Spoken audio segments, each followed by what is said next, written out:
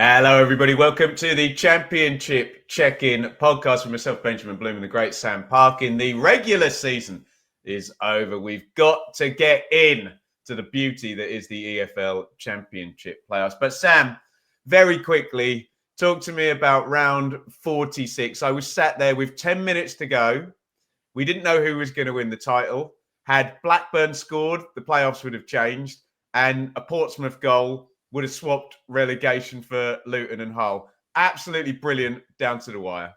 Yeah, I suppose the most excitement was right at the summit, wasn't it? Really, with Leeds and Burnley, that flip flopped quite a lot throughout the afternoon.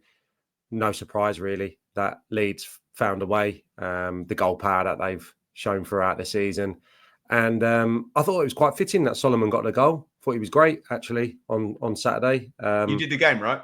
I did the game, and despite Argyle giving a really good account of themselves, Bundu again, very impressive opening 45, made it hard for Leeds to break them down, limited them before the break. But I thought Solomon was the one who was knocking on the door, was really positive, 1v1. Obviously created the first for Nonto at the far post, and then a very Solomon-esque goal to win. I'd like to see a shot map from where all his goals go in from. There was certainly a flurry of similar goals that he got at Fulham, if memory serves me right, when he had that little period there. So, yeah, fitting, great celebrations. Burnley have done terrifically well, and they finished on equal points. But, maybe the difference was that firepower ultimately, and that they were always going to get the goal. But, yeah, Burnley did what they had to do, obviously, in beating Millwall. Tough game. Brownhill again coming to the fore, but congratulations to Leeds. Incredible scenes yesterday. The open top bus. I'd imagine there's going to be a lot of tweets and what have you today, showcasing what is a brilliantly supported club, and it looks like one hell of a party. So congratulations to them. And probably the other highlight of the day, probably just Ashton Gate, wasn't it? The to and fro-ing of that, and the celebrations post-match with Liam Manning and his players, support staff, supporters. That's a good story because, Bristol City is a good club. It's a great city, great stadium. This is me speaking as an ex-Swindon player. I've always admired the way they've tried to go about it, the way they play football, and I think this year they play some nice stuff. So I'm pleased they've made it, and I think that's a nice little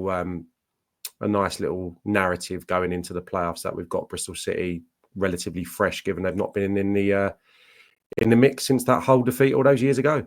And quickly, Sam, double 100 at the top, double relegation for Luton. Absolutely incredible. Forgot about that, mate, didn't I? No, I didn't. I'm just trying to think of the positive.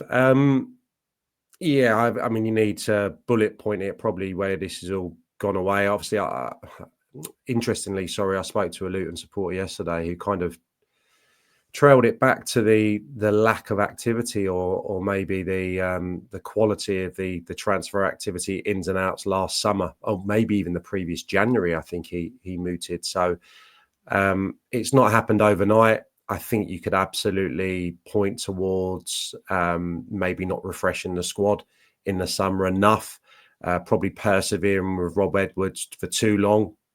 Not said, I'm sure Rob is going to go on and be a brilliant manager. He's a great guy. I've got complete faith that his next job will be a successful one. But I think given his kind of demeanour, kind of the feeling between the punters and him, and obviously the team, the rot had set in. So I think if they'd have made that change a little bit earlier, they could have been able to salvage the season. I also would question the appointment of Matt Bloomfield. I did question it at the time. Again, I think Matt Bloomfield now, and I think he's shown across the last, 8-9 games, what he's capable of and what he will go on to achieve. And next year, I've got no doubt that they will be challenging under him. I think he's going to be an excellent manager. I just felt in the short term, to get a quick fix, to get quick results, you may have needed someone to come in and hand out a few rollickins. And Sam as well. Rowett, brilliant. Massinio, brilliant. Eustace, brilliant. They've also been in completely the wrong place at the wrong time, haven't they? While everyone else has surged. Oh yeah, of course. And I think last year didn't Birmingham go down with 50. 50 points, I think. But then if you track back the previous 3, 4, 5 seasons, obviously the total was a lot lower. So they are unfortunate because the form's been really good. He sorted them out defensively, Matt Bloomfield. And obviously some of those signings that I questioned the kind of timing of and the age profile of Ali, Asgard coming in, they've been their best players in the last few weeks. So, True, yeah. this is no slight on Matt Bloomfield at all. I think he's gone in and done a brilliant job, but I think he would have been better suited probably being employed now. And circumstances dictated that he wasn't fully aligned probably at Wickham. And the opportunity to go to Luton is a brilliant one for him in terms of his career trajectory and probably his salary and his ambitions. So no qualms about that. I just felt at the time and the results in the short term after Matt Bloomfield took over added to the difficulty of trying to stay up. So I just think maybe at that point, could they have gone for someone to come in and go, bang, we need X amount of points in the next few weeks to try and achieve our salvation. That said, really unfortunate with the points total and desperately hopeful that Bloomfield and Luton can crack on next year and be promoted. Mate, I suspect they'll be at the top of a lot of people's 1 to 24 lists when it comes to the start of August, won't they, for League One next season? Right, let's get into the playoffs then, Sam. Pretty quick turnaround with the bank holiday and a Thursday night start. What we're going to do is we're just going to work our way through each of the 4 teams. Predictions will be coming later, and we are also going to take on League One. And I need Sam's help. We're going to look at League Two as well. Sam, you've already mentioned them. In 6th position, Bristol City. Now, I want to paint both sides of this because, yes, there is a brilliant side to this. But we cannot ignore, Sam. We've been saying all season, all the points are going in the top 4. And you just mentioned down at the bottom, there's no mid-table. The standard is low. Someone could get in with less than 70 points, having not had a massively, massively stellar season. And Bristol City are in with 68 points. So as much as I'm about to praise Bristol City and the way that they've done it, we knew there was going to be a pretty honking gap between 6th and 3rd. And if you actually take the on-pitch totals as well and give Sheffield United 92 off the deduction, that's a 24-point gap. So there's that side of it first. The next side is, the Liam Manning story. I know if, the human side of it is, both as parents is, I don't even have the brain power to kind of process it. And as you've said as well, Bristol City came strong with Lee Johnson, didn't they? And came close in 2018-19, actually, which was probably the hardest season of many to get in there, where Derby and Frank Lampard, who you're going to talk about in a minute, finished 6th. And it feels like, I did the team of the season yesterday, Sam. It feels like they've done it with no stars, doesn't it? And I also noticed they've got 3 players. Who's the keeper? O'Leary, Viner, and Knight have all played every minute. So it's all process, all, if Bristol City had got in, Sam, if I'd have told you that at the start of the season, you'd have said, Twine's got double-figure contributions and Mehmeti has, and maybe they'd signed a striker finally to, go alongside Wells. But it's just been pretty consistent, very, very good at home. And I'm really, really pleased that they've got in there, but they are going to be big underdogs against Sheffield United. Agree? Disagree with anything I've said? Yeah, I think they're underdogs going in. It's funny because I saw them play brilliantly at Bramall Lane about 6 weeks or so ago, where they were very unfortunate not to win the game. They dominated in terms of chances. Possession is probably going to be quite heavy on Bristol City's side. I don't think Sheffield United were that fussed about having the ball even at Bramall Lane. And if you remember just quickly, they performed a bit of a smash and grab at Ashton Gate. They were a goal behind. I think it was a red card, Rob Dickey, if memory serves me right. And Sheffield United overturned the 1-goal deficit to win 2-1 at Ashton Gate during a period where they weren't playing particularly well, but they were picking up results. So I think Bristol City, given their performances against Sheffield United this year, will be That's a good point. confident, and Yeah. there'll be a real excitement about them going in there.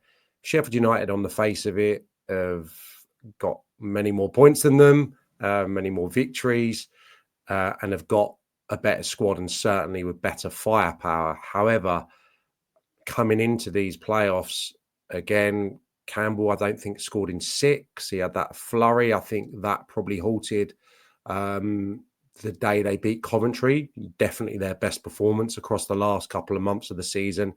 The performances have been indifferent. They relied on Harmer coming on that night against Bristol City to inject a little bit of something. I think he'll be an obvious starter in this mate, one. he proper turned up for Coventry in the playoffs, didn't he? Brilliant, wasn't he? Yeah, and it's just, I suppose there's still a little bit of unknown about the mental state of the Sheffield United players coming into this one, but you'd still side with them as slight favourites. I don't fully trust O'Leary in the Bristol City goal. I think that's probably a sentiment that's shared, despite him performing a few heroics at Ellen Road during that defeat. There were certainly a few big saves that night, and he's capable of some fantastic saves, but also, similarly to Leeds' is number one for the majority of this season, has been culpable for a few goals. So, yeah, that's somewhere where I'd be interested to see how he deals with the pressure. Just one other thing tactically on that game. The left wing back of Bristol City got so much joy. Sheffield United really struggled with the wing backs that night at Bramall Lane. It was actually Hayden Roberts on that night. Oh, okay. But considering McCrory got 2 goals from that position at the weekend, it'd be interesting how they deal with it, Sheffield United. The fullback was just getting really drawn into kind of Bristol City's left 10. I think it was probably Twine on the night. I can't recall exactly, but tactically, that's something interesting that I'll be looking out for in the certainly the first leg, because Bristol City got incredible joy in the wide positions. It feels like Bristol City. I know you can't win the game in the first 90, but you'd almost feel like a Bristol City win to get to Wembley would look like a win at home and a draw away. Do you know what I mean? I don't really see them, say, drawing the first game and winning the second game, or winning both potentially. And Ashton Gate, you already mentioned it, has been really, really good, hasn't it? And can they just get going in the first game? Or Sheffield United have been a good defensive side who could just go there and lock it up in the first game and win at Bramall Lane. Do you kind of see it like that? That the first leg will tell us a lot, that Sheffield United's status as favourites goes up exponentially if Bristol City aren't in front going to Bramall Lane. Yeah, 100% agree with that, because their strength is at Ashton Gate, 11 wins in 15. I've said it many a time on this podcast. That Swansea defeat, 2 months ago, 3 months ago, I thought that was the end of their challenge, probably February time. I thought it was a massive game in turning Swansea's fortunes around, and also probably denting Bristol City's hopes of promotion. More for me, because they have responded and some at home. I think it's 6 wins and 8 at Ashton Gate. So, yeah, I completely agree. They probably have to win there. You think of how, kind of, I was going to say abject, but how they were destroyed at Ellen Road recently. If Sheffield United's supporters can replicate what the Leeds fans did and what the Leeds players did, that could be a really long night for them. So I think they probably need to go with an advantage. I'm absolutely with you. And Sheffield United are those teams. I've seen them enough this season that they can stay in games, that they can, make them quite tepid affairs. And they've got the players, albeit they haven't got many banging form at the moment, but they've got the capability in the front positions to rotate, to hurt you from the bench. And it only takes one of those guys to have an on day. And the flip side is, Bristol City are short in attacking areas. I think that's been definitely the sentiment for the whole season. And had they added 1 or 2 forwards, definitely in January, we'd have probably been talking about a safer passage into the playoff lottery. As it is, got in last knock-ins and got an opportunity.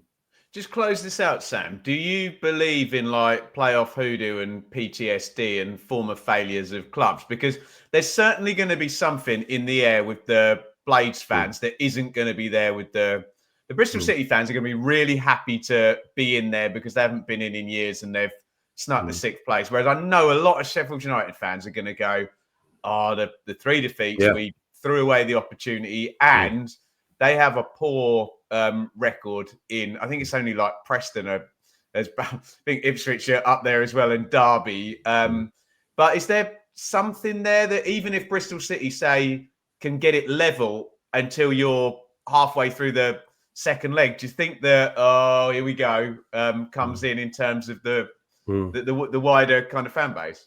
I think it possibly more comes in for the one-off game at Wembley if they're to get through. Okay. Yeah. You definitely felt that last year with the Leeds fans, didn't you? Yeah, a little bit. Yeah, I think over the 2 games, maybe their quality may come through, or they'll be hoping so. Maybe for that one-off game, whether it's Coventry or Sunderland, there may be that feeling again. I mean, Bristol City, off the top of my head, they lost to Brighton in my era at Cardiff. Obviously lost to Hull famously. I can't think of too many. I can't think of a Wembley success off the top of my head. The City fans will tell us in the yeah, I think they won. Did they win the Shield? They did the double, didn't they? When Cottrell took them, when Aidan Flint was. Yes. I think they might have got 100 points. They must have won at Wembley then, mustn't they? But not in a playoff, obviously. No, automatically promoted that year. Yeah, they were kind of Wilbraham leading the line. That rings a bit of a bell. That was a good side. Yeah, so I'd have to do a little bit of digging on that. But yeah, for the Sheffield United fans, I think there'll be that fear if they get through to Wembley that this isn't the way that they do it. But yeah, over 2 legs against Bristol City, have to be favourites. Yeah, and we come into predictions in a bit.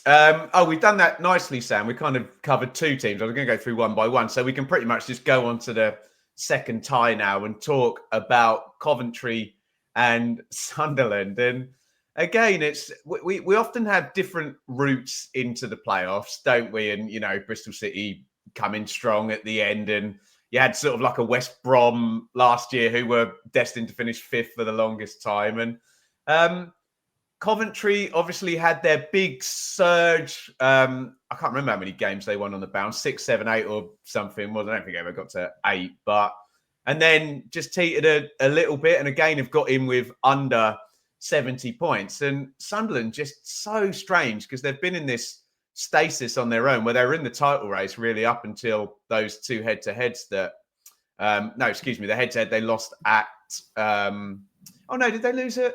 I can't remember. Anyway, I know they lost in the last minute at Leeds, and that's when it felt like it kind of went south, didn't it? Let me start with Coventry, because we said all season, squad-wise, very, very good. They can't quite touch a Sheffield United squad or a parachute squad, but I don't know. I think they can go against a Sunderland or a Bristol City for sure. Good momentum, good home form, experience getting there and getting very close. I don't mind Coventry's chances here, Sam. No, certainly in recent times, a really good record over Sunderland. Obviously, a little bit of a grudge match, which I'm sure we will see across the games. Certainly, there'll be that element to it from the supporters. It'll be, a really passionate affair. I think Coventry at home have got something going. Absolutely, the amount of late goals, the atmosphere there. I've really enjoyed my visits there this season, and there's no surprise that they're scoring late goals. And I said yesterday on the radio, it feels like things are just coming together for Coventry at the right time. Players back. They were concerned, obviously, about Bobby Thomas. There was concerns about Van Ewijk. The goalkeeper's obviously very interesting. Wilson played. Cool. Yeah. Wilson played. I think at the moment, and I know Brad Collins has played in an FA Cup semi-final at Wembley. Wilson played in that playoff campaign last time. I just think he's probably, in terms of belief and confidence levels, a bit of a no-brainer at the moment, especially after that. There was all eyes on him, wasn't there? Collins after the Rick at home to Burnley, I think it was, but then he made the one at Luton, which was so costly. So, I think that's probably quite clever. And just to finish it off, I just think all of a sudden you've got that Grimes, Sheaf, Redoni kind of Redoni in great form as well. axis Yeah. in their three. And there's no comparison. We'll come on to Sunderland in a minute, but there's no comparison about the belief and the confidence of the Coventry supporters in comparison to the Sunderland ones. Yeah, Redoni's a great story. Big part of it as well, because they're not too proud to stick the ball in the mixer, Coventry, and we saw that at the weekend. They obviously play because they got Grimes and they got good footballers, but when the opportunity is on to source the box, they will do. And Redoni is that rare kind of midfield commodity of a 6'2" kind of number 10. And he's got the right manager coaching him for arriving in the box, hasn't he? I think he was his hero as well, wasn't he? There you go. Back when. And he modelled his game on him. So you got someone who loves getting in the box, someone who can attack it from wide, decent finisher on the deck as well. So he's going to be the one that everyone focuses on going into the playoffs. And it looked like, I didn't see the game, but I know Middlesbrough had a couple of moments. But I think that was probably a fair reflection of where both clubs are right now. Yeah, and I just wanted to say about the Coventry home thing. Isn't it great? I always loved the Mull of Kintyre thing and the greasy chip butty and the marching on together, the enemy song that Coventry play. Yeah. It's like it's into the pantheon now of pre-kickoff great songs. Right. Are Sunderland all of a sudden going to be, have they been plotting this for weeks and weeks out? I know you can't really because you don't know who you're going to play, but the only comparison I've got, we said it a few times, was David Wagner's Huddersfield, where they went kind of dark for the last few games, but then ground out a very stoic and not the most exciting, but a promotion and a playoff win. Any chance, Sam, that we see the Sunderland side that took us up to February again? Because if we don't, I don't really give them much chance. But we've eulogized about the manager all season. Surely he's got something up his sleeve, hasn't he? You would think so, and you would hope so. I think it's such a difficult position that they've been in. He couldn't win the last few weeks. Interestingly, kind of looked into it yesterday, today. That's give or take their strongest 11, maybe that took to the field against QPR. They rotated heavily for the Blackburn game, which was, I think, the third from end fixture. Really rotated there, so maybe there has been a real strategy to it, but there's a real lethargic look to the side. Individuals hugely dropped off from where they were. I think Roberts, Rigg, to name two of the most obviously creative players for them, not at the level. I think Mundell has recovered nearly, I think, from injury. So that's the one kind of saving grace. And I think the one thing that will give everyone a bit of optimism, that the squad all of a sudden has got that depth that they came into the season with before injury struck. So that's something to feel slightly more positive about. Who plays up front? Not too sure at the moment. Goals obviously not free flowing. 4 in the last 10, not 1 in 6. Scored the 1 in that time. Scored just 3 in the last 9. I could go on. And some of those aforementioned players are, having really lean periods. I don't think Rigg scored in 20, for example. So it's going to take something and some, because I think there's a bit of a feeling that we've blown it going into these playoffs. But the reality is it's all there for them. And this will be the sentiment of a lot of the Walsall fans when we come on to League Two in the predictions. There's a few clubs that are going in hugely out of form. But we know that Sunderland football, mate. We know Sunderland have got brilliant players. We know what can happen in the playoffs. I think that one of the biggest talking points, which I've seen consistently since he's joined, is can we get Lefay into that number 10 position?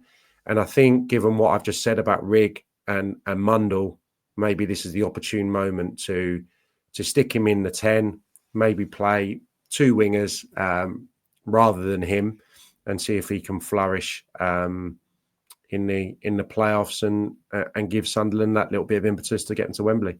Yeah, he's a definite potential match winner. That's a great point. Get in the comments. As Sam said, we'll be doing the actual predictions in a little bit, but let us know your feelings, particularly if you're a fan of one of the four. How are you feeling going in? Don't worry about Wembley yet. Just talk to us about at least leg one and maybe leg two, and how you see these two semis playing out. We go Thursday, Friday, Sam, and then I think Monday, Tuesday next week. Yeah.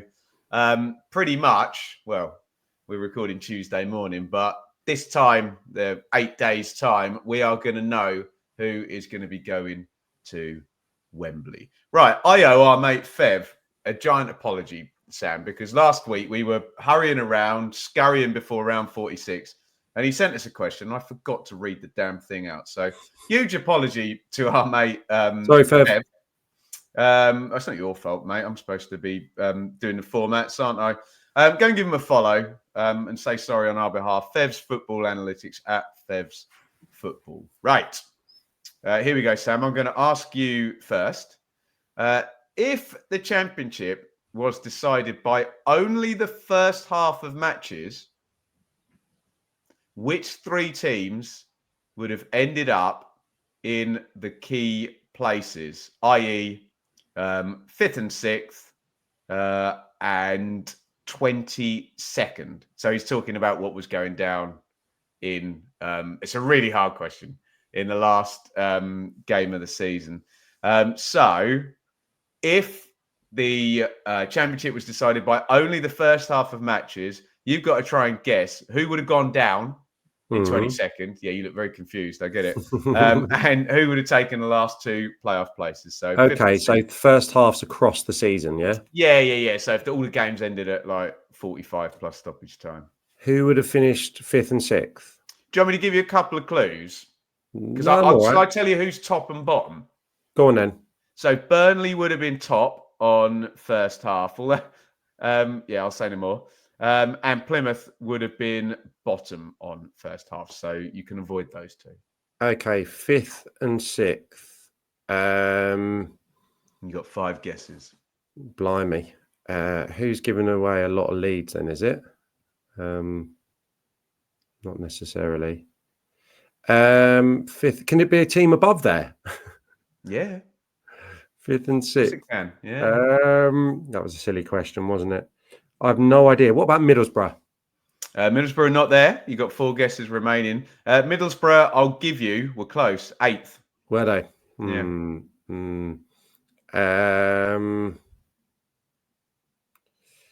Sheffield United. Yeah, we're close. 3rd. This is baffling me a little bit, this question. What about... I'll give you a clue for 5th and 6th if you're focused on them. They're a bit surprising. Thank you.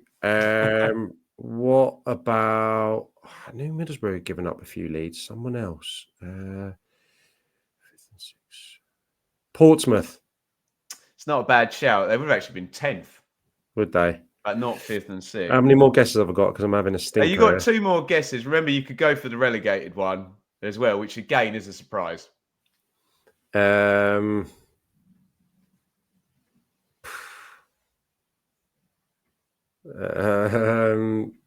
Swansea.